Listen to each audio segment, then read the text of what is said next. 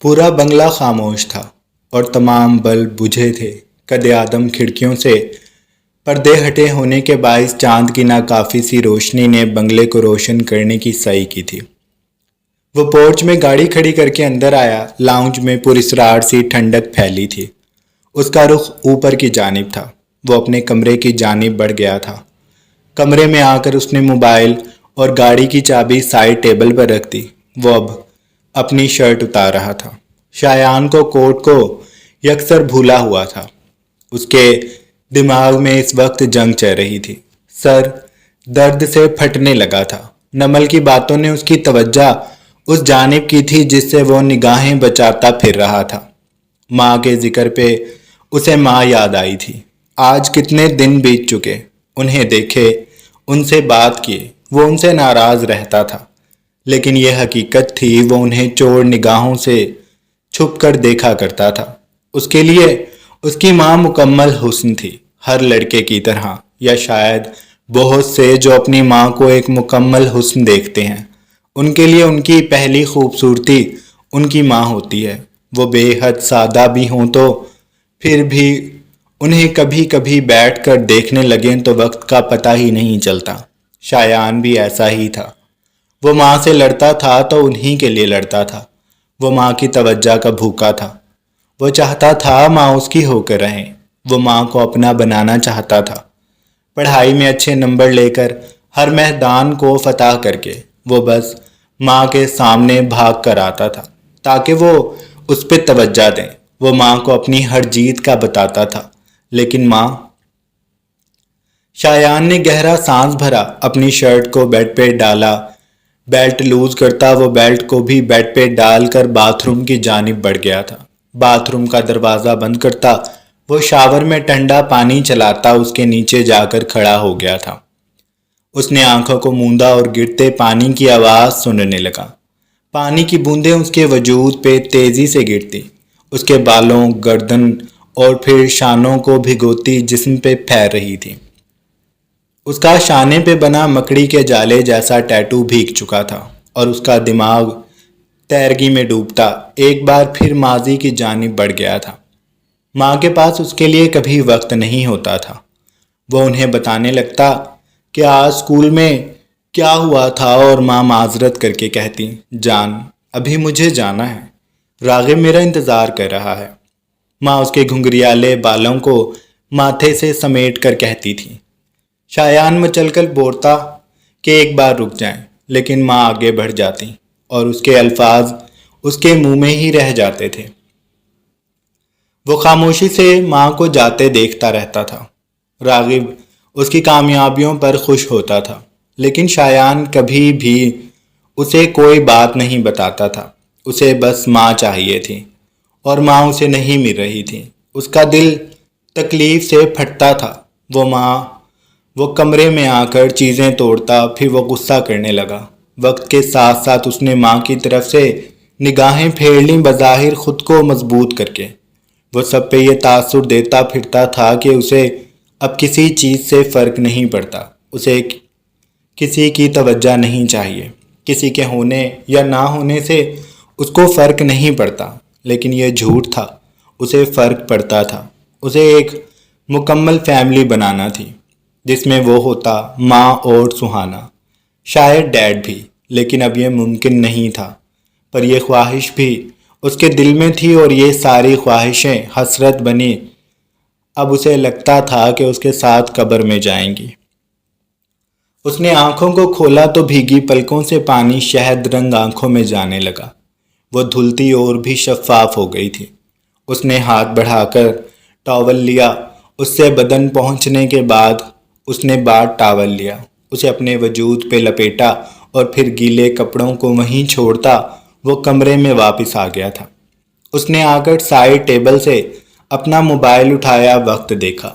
نہ جانے اس وقت سہانا کیا کر رہی ہوگی۔ وہ یہ سوچتا بالکنی کی جانب آ گیا۔ کمرے میں ابھی تک پورے بنگلے جیسی تیرگی پھیلی تھی۔ وہ تیرگی شایان کو یاسیت سے دیکھ رہی تھی۔ وہ دیکھ سکتی تھی کہ اس مرد کو توجہ کی ضرورت ہے، لیکن اس کے پاس توجہ دینے والا کوئی نہیں تھا۔ شایان نے بالکنی کے کانچ کے دروازے سے پردہ ہٹایا، باہر دور آسمان کے آخری کنارے کی طرف چاند بڑھ رہا تھا، ایسے جیسے کوئی بحری جہاز سمندر میں آگے بڑھتا کھو رہا ہو۔ وہ دوسرے پہر کے روشن چاند کو دیکھتا بالکنی کا دروازہ کھولتا وہاں آ گیا تھا۔ ریلنگ پر ہاتھ رکھ کر اس نے سرد ہوا میں سانس بھرا۔ اس کا جسم ابھی تک ٹھنڈے پانی کے باعث سردی محسوس کر رہا تھا، لیکن اس کے تاثر نہیں بدلے تھے۔ وہ خود ایسے ہی مختلف طرح سے خود کو اذیت دیتا تھا۔ اس کو لگتا تھا ان اذیتوں سے وہ مضبوط بن جائے گا، اور شاید ایسا ہو بھی رہا تھا۔ وہ سہانا کا نمبر ڈائل کر رہا تھا۔ دوسری بیل پر کال اٹھا لی گئی تھی۔ بھائی کیسے ہیں آپ؟ وہ چہک کر بولی۔ سہانا ڈیڈ کے پاس جا کر بہت خوش تھی۔ ڈیڈ بھی بہت خوش تھے۔ انہوں نے شایان کو کال کی تھی۔ وہ اس کے شکر گزار تھے، بے حد مشکور۔ میں چاہتا ہوں تم بھی میرے پاس آ جاؤ۔ یہ اتنا بڑا پھیلا ہوا بزنس مجھ سے اب اکیلے سنبھالا نہیں جاتا۔ تم آ جاؤ، تم میرا واحد سہارا ہو۔ اس ہوٹل کو چھوڑ دو، وہ تمہارا نہیں ہے، یہ سب تمہارا اور سہانا کا ہے۔ تم میرے پاس آ جاؤ۔ وہ جذباتی ہو رہے تھے۔ شایان نے ان کی مکمل بات کا مختصر جواب دیا۔ میں جہاں ہوں ٹھیک ہوں، آپ کا شکریہ، اس نے کہہ کر کال کاٹ دی تھی۔ اب یہ چیز اس کے لیے بے حد معنی ہو گئی تھی۔ پیسہ اسے لگتا تھا کہ وہ خود کما سکتا ہے، اور وہ بہت آگے بڑھ رہا تھا۔ اس نے جتنی خود سے امیدیں لگائی تھیں وہ ان تمام پر پورا اترا تھا۔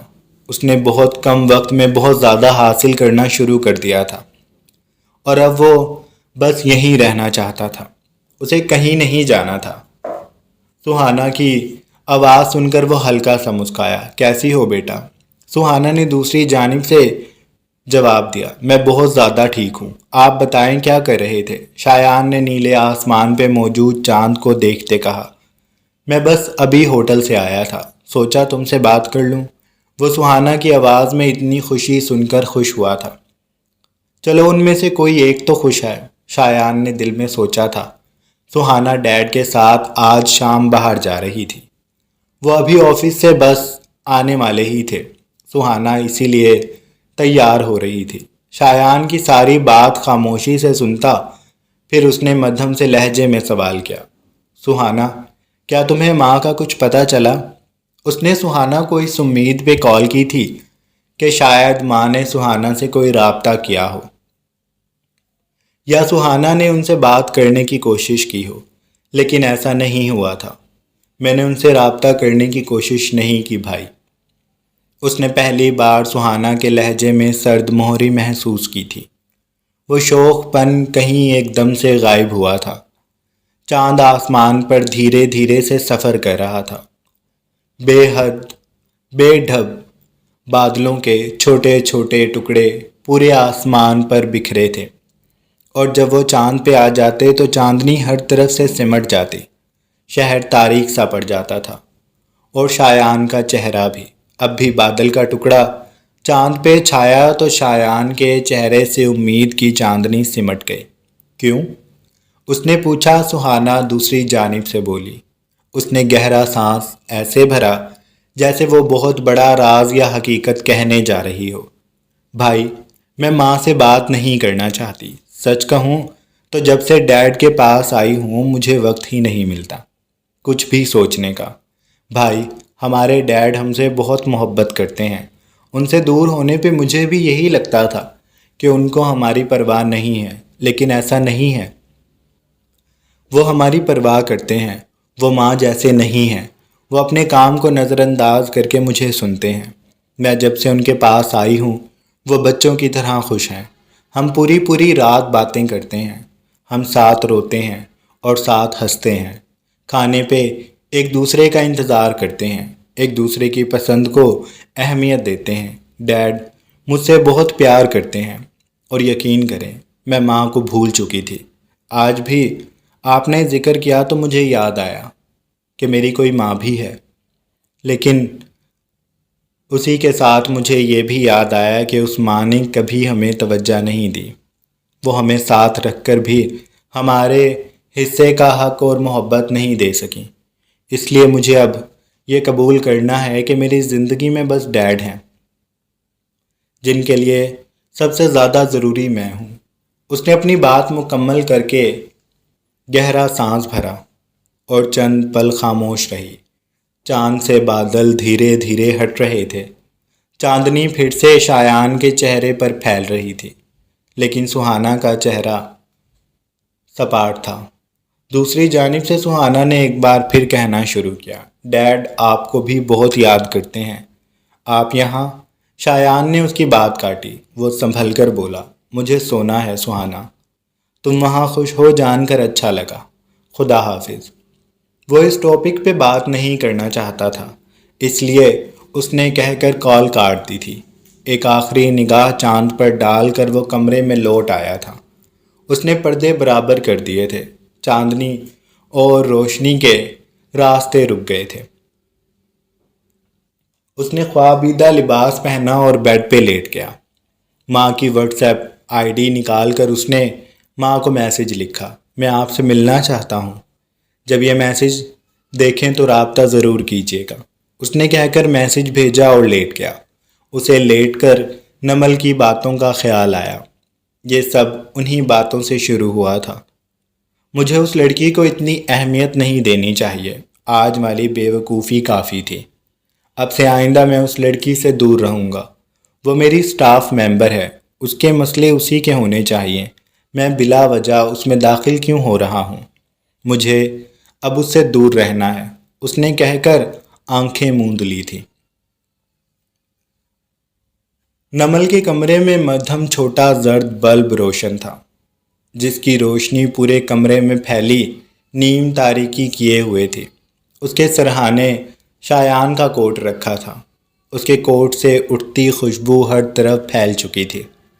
نمل کو پہلی بار یہ خوشبو پریشان نہیں کر رہی تھی، وہ مدھم اور خوبصورت تھی۔ وہ اس کوٹ کو دیکھ رہی تھی، کھڑکی کھلی تھی اور یوں لگتا تھا شاید چاند شایان کے پاس سے اب نمل کے پاس آ گیا ہے۔ وہ اسے دیکھ رہا تھا۔ نمل کی اس کی جانب پشت تھی، اس کے سر سے دوپٹہ اترا ہوا تھا، ریشمی زلفیں ہلکی پروائی سے دھیرے دھیرے اڑ رہی تھیں۔ اس کے گھٹنے پہ ڈائری رکھی ہوئی تھی۔ وہ اس کے خالی صفحے کو دیکھتی چند پل سوچتی رہی، پھر اس نے لکھنا شروع کیا۔ پیاری ڈائری، یہ میری پہلی تحریر ہے۔ میں نے کبھی نہیں سوچا تھا کہ میں ڈائری لکھوں گی۔ مجھے یہ لکھنے پڑھنے کا شوق کبھی نہیں تھا، میں نصابی کیڑا ہوں۔ یہ ڈائری جذباتی قسم کے لوگ لکھتے ہیں، میں بھی ان میں سے ہوں، لیکن میں کبھی ڈائری نہیں لکھتی تھی۔ اپنے دل کی ہر بات میں ردھم سے کہہ لیتی تھی، اس لیے مجھے کسی بھی اور دوست کی ضرورت نہیں تھی۔ لیکن اب مجھے لگتا ہے کہ مجھے تمہارا سہارا لینا پڑے گا، کیونکہ میں ردھم کو اب اپنی طرف سے پریشان نہیں کرنا چاہتی۔ وہ پہلے ہی مشکلات کا شکار رہ چکی ہے، اور اب جا کر اس کی زندگی بہتر ہوئی ہے تو میں اسے پریشان کرنے لگ جاتی ہوں۔ اس لیے میں نے سوچا ہے کہ اب میں اپنی باتیں تم سے کہوں گی۔ آج کا دن بڑا عجیب تھا اور حیران کن بھی۔ میرے ساتھ اتنا بڑا حادثہ ہوا، لیکن میں اب بالکل بھی ڈری ہوئی نہیں ہوں۔ مجھے یقین نہیں آ رہا تھا کہ وہاں مجھے بچانے اتنے لوگ آ جائیں گے۔ میرے پاس اتنے سارے محافظ ہیں، میں نہیں جانتی تھی۔ ان سارے محافظوں میں سے ایک جس کا میں تصور بھی نہیں کر سکتی تھی وہ شایان سر تھے۔ وہ وہاں آئے تھے، مجھے یقین نہیں آ رہا۔ وہ میرا موبائل دینے آئے تھے، پھر مجھے گھر تک چھوڑ کر گئے۔ پچھلے کچھ دنوں سے ان کا رویہ میرے ساتھ بہتر ہو گیا ہے۔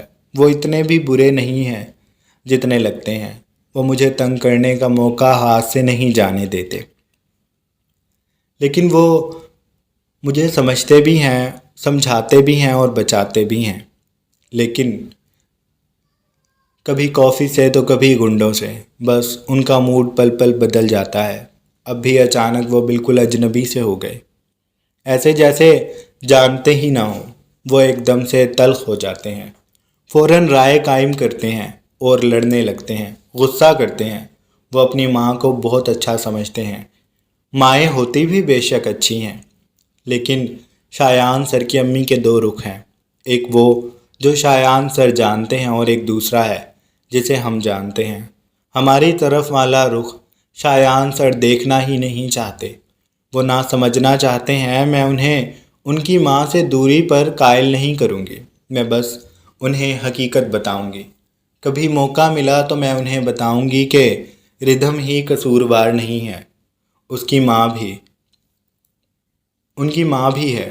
پر آج ان کے تاثر دیکھنے کے بعد میں سوچ میں پڑ گئی ہوں کہ مجھے انہیں کچھ کہنا بھی چاہیے یا نہیں، کیونکہ وہ اس ٹاپک پہ بہت حساس ہیں۔ اس لیے میں اپنا ارادہ بدل رہی ہوں کہ میں انہیں کچھ بھی نہیں کہوں گی اور ان سے فاصلہ بھی رکھوں گی، تاکہ اگلی بار ہماری ملاقات ایسے تنہائی میں نہ ہو اور نہ ہی ہم ایک دوسرے سے پھر لڑیں۔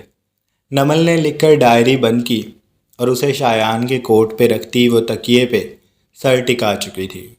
چاند اسے دیکھنے کی سعی کرتا بادلوں میں گم ہو رہا تھا۔ نمل نے اپنی پیٹھ کوٹ کی جانب کر لی تھی، لیکن اس کے وجود میں عجیب سی بے چینی پھیل رہی تھی۔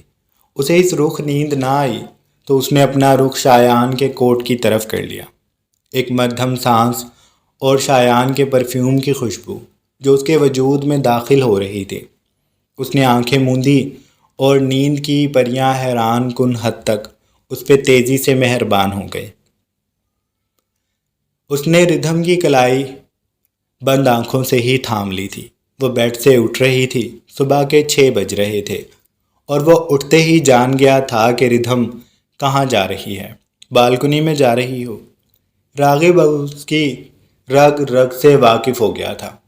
ردھم کو رات میں بہت مشکل سے بہلا کر سلایا تھا۔ وہ رو رہی تھی۔ رو رو کر اس نے اپنا برا حال کر لیا تھا۔ راغب اسے لب بھینچ کر دیکھتا رہا تھا۔ یہ رونے کا مشغلہ ختم کر دو، کہہ رہا ہوں نا، بعد میں لے دوں گا۔ ردھم نے اپنا چہرہ گھٹنوں میں چھپا لیا۔ مجھے اب آپ سے کچھ بھی نہیں چاہیے، وہ گیلی سانسیں اندر کھینچ کر گھٹی ہوئی آواز سے بولی۔ راغب نے اسے ہاتھ بڑھا کر اپنے قریب کرنا چاہا، لیکن وہ اپنی جگہ سے نہ ہلی۔ کچھ باتوں کو سمجھ جایا کرو، جو میں دیکھ رہا ہوں وہ تم نہیں دیکھ رہی۔ میں تمہارا بھلا چاہتا ہوں، اس نے کہہ کر ردھم کو کوئی جواب نہ دیا۔ راغب خود اس کے پاس ہوا۔ اس نے ردھم کو زبردستی خود میں سمیٹا اور بولا، ناراض تو میں بھی تم سے ہوں، لیکن میں تمہیں کچھ نہیں کہہ رہا، ریلیکس ہوں اور چاہتا ہوں کہ تم بھی ریلیکس رہو۔ ہم اس بارے میں بات کریں گے، لیکن ابھی تم سو جاؤ، تمہیں نیند آ رہی ہے، وہ اسی سرد سے لہجے میں کہہ کر اسے زبردستی اپنے بازو پہ لٹاتا، ردھم کے بالوں میں ہاتھ چلاتا۔ وہ اس کے ماتھے پہ بوسے دے رہا تھا، اس کا نرمی سے لب رکھنا اور پھر ردھم کا انگوٹھے سے گال سہلانا ردھم کے اعصاب بوجھل کر رہا تھا۔ اس پہ نیند سوار ہو رہی تھی۔ وہ نہ چاہتے ہوئے بھی سو گئی تھی، لیکن راغب پوری رات سو نہیں سکا تھا۔ اس نے آنکھوں کو موندا تو وہی رات کا منظر اس کی آنکھوں کے سامنے جھماکوں سے دکھائی دینے لگا۔ وہ کسی فلم کی طرح چل رہا تھا۔ وہ جس وقت وہاں پہنچا تھا اس کے لیے ہر چیز خاموش تھی۔ اس کا بس دماغ، کان اور آنکھیں چہار جانب کا جائزہ لے رہی تھی۔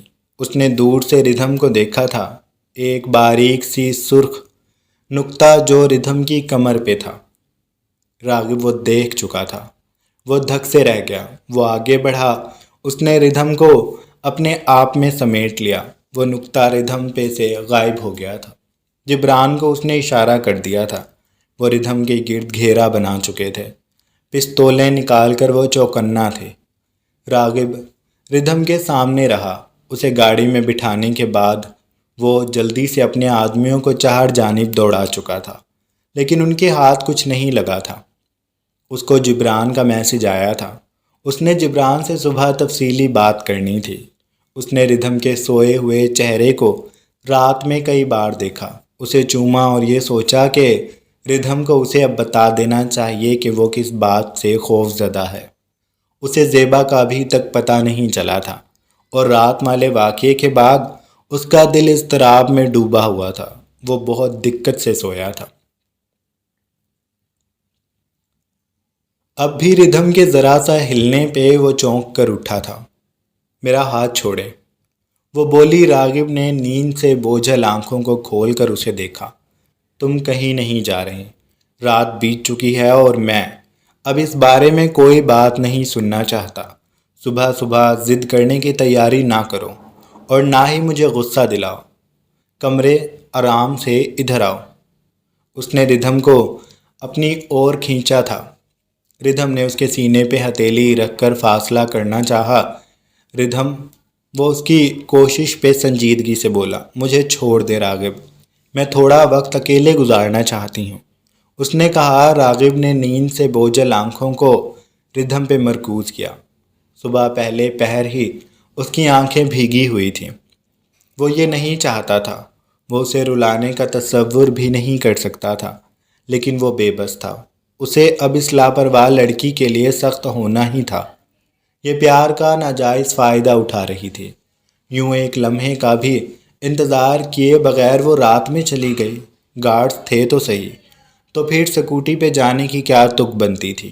اسے رات سے غصہ آ رہا تھا اور وہ رات سے خود کو تھپک رہا تھا کہ اس کے منہ سے کچھ بھی سخت نہ نکل جائے، لیکن ردھم اب بھی اس کی کلائی چھڑوانے کی ہر ممکن کوشش میں لگی ردھم تھی، جو راغب کو قریب نہیں آنے دے رہی تھی۔ راغب بیڈ پہ بیٹھ گیا تھا۔ تمہارے لیے سکوٹی مجھ سے زیادہ اہمیت رکھتی ہے؟ اس نے سوال کیا۔ ردھم نے بھیگی آنکھوں کو اٹھایا۔ وہ میرا گفٹ تھی۔ مجھے آپ کی اس حرکت نے ماموں اور ممانی کی یاد دلا دی۔ انہوں نے بھی میری پہلی سکوٹی کو ایسے ہی جلا دیا تھا۔ اس کا گلا پھر سے رند گیا۔ راغب کا دماغ گھوم گیا۔ ردھم کہاں کی بات کہاں لے کر چلی گئی تھی؟ مجھے ان لوگوں کا ذکر پسند نہیں ہے، تم جانتی ہو۔ ردھم نے سمجھنے والے انداز میں سر ہلایا۔ آپ رات سے میرے ساتھ ایسے ہی بات کر رہے ہیں جیسے میں آپ کی غلام ہوں۔ اس کے لہجے میں واضح خفگی تھی۔ راغب بھچے لبوں سے اسے دیکھتا رہا۔ کبھی کسی مالک کو غلام سے اتنی محبت کرتے دیکھا ہے تم نے جتنی میں تم سے کرتا ہوں؟ اس نے ہاتھ بڑھا کر ردھم کے آنسو صاف کیے۔ مجھے آپ سے رات سے ڈر لگ رہا ہے۔ اس نے اس لیے کہا تھا کہ راغب اپنا رویہ بہتر کر لے، لیکن وہ سر کو جنبش دے کر بولا، تمہیں اب مجھ سے ڈرنا بھی چاہیے۔ میں نے تمہیں بہت ڈھیل دے دی تھی، تم بہت لاپرواہ ہو جاتی ہو۔ اب اور نہیں، اب تم میری مرضی سے رہو گی۔ اس نے کہہ کر ردھم کو اپنے قریب کیا تو ردھم نے آخری سی کوشش کرتے فاصلہ کیا اور بولی، آپ مجھے غلام بنانا چاہتے ہیں؟ اس کے لہجے میں صدمہ تھا۔ اگر میری محبت تمہیں زنجیر لگنے لگی ہے تو ہاں، میں ایسا ہی کر رہا ہوں۔ میری بات سنو، میں نے تمہیں پہلے ہی کہا تھا کہ اگر تم ایک بار میرے پاس آ گئیں تو میں پھر تمہیں دور نہیں جانے دوں گا۔ تم میری ہو جاؤ گی اور جو میرا ہوگا پھر وہ میری مرضی سے رہے گا۔ تمہاری حفاظت میرے لیے ضروری ہے اور اپنے بچے کی بھی۔ تم یہ بھول گئی تھی کہ تم اپنی جان ہی نہیں ہمارے بچے کی جان بھی خطرے میں ڈال رہی ہو۔ تمہیں وہاں کچھ بھی ہو سکتا تھا لیکن تم نے پرواہ نہیں کی، پر میں اتنا بے پرواہ نہیں ہو سکتا۔ میری ایک جان 2 حصوں میں تمہارے پاس ہے۔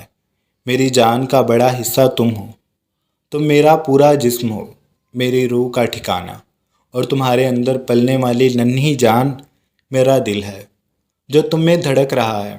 میں تمہیں اور اسے محفوظ رکھنے کے لیے کچھ بھی کر سکتا ہوں، کچھ بھی۔ اس نے کہہ کر ردھم کو لٹایا۔ اس کی شرٹ کو اوپر کرتا وہ ردھم کے پیٹ پہ نرمی سے ہاتھ پھیرنے کے بعد جھکا اور وہاں لب رکھ دیے۔ میرا بچہ، میرا دل، اس نے مدھم لہجے سے کہا۔ وہ اپنی اولاد کو محسوس کر رہا تھا۔ اس کی اولاد اس کا دل بن کر ردھم میں دھڑک رہی تھی، اور وہ ان دونوں کے لیے اگر پوزیسو ہے تو ہے۔ اسے پھر ردھم کی ناراضی، اس کے غصے سے بھی فرق نہیں پڑتا۔ بچہ آگ مانگتا ہے تو کیا بڑے دے دیتے ہیں؟ راغب بھی ردھم کو آگ سے کھیلنے نہیں دے گا۔ رات والا واقعہ کافی تھا۔ اب بار بار غافل ہو کر وہ کسی کو اتنا موقع نہیں دے گا کہ وہ اس کی مکمل ہوتی فیملی کو نقصان پہنچا دے۔ وہ ردھم کو مناسب الفاظ میں سمجھا دے گا، لیکن فی الحال وہ بس ردھم سے یہ چاہتا تھا کہ وہ نیند پوری کر لے۔ وہ دوبارہ اسے تھپکنے لگا تھا۔ اب کی بار ردھم نے اس کا ہاتھ پرے کرنے کی کوشش نہیں کی تھی۔ راغب کی اتنی ساری باتوں میں اسے بس ایک بات سمجھ آئی تھی کہ اس نے لاپرواہی میں بچے کی بھی جان خطرے میں ڈال دی تھی۔ وہاں کچھ بھی ہو سکتا تھا۔ اس کا شوہر اسے سوچ سوچ کر قدم اٹھانے کا کہتا تھا، اور وہ رات کو گھر سے اکیلے نکل گئی تھی۔ اسے اپنی غلطی کا احساس ہو گیا تھا، لیکن وہ یہ غلطی راغب کے سامنے کبھی نہیں مانے گی۔ اگلی بار احتیاط کرے گی، لیکن غلطی نہیں مانے گی۔ اگر مان لی تو یہ زیادہ شوخے ہو جائیں گے اور زیادہ نخرہ کریں گے، اس لیے میں چپ ہی بھلی، اس نے کہہ کر ناراضی سے انداز میں راغب کے سینے پہ بازو لپیٹا۔ راغب آنکھیں مون چکا تھا۔ ردھم نے اسے چہرہ اوپر کر کے دیکھا۔ اس کا دل کیا وہ راغب کے گال پہ کاٹ لے، یا اس کے گال کو بے دردی سے کھینچ دے، تھوڑا سا غصہ نکال لے، لیکن راغب کے بے لچک لہجے کی وجہ سے وہ اچھی بیوی کی طرح لیٹی رہی اور آنکھیں موند لیں۔ راغب اس کی کمر کو دھیرے دھیرے سہلا رہا تھا۔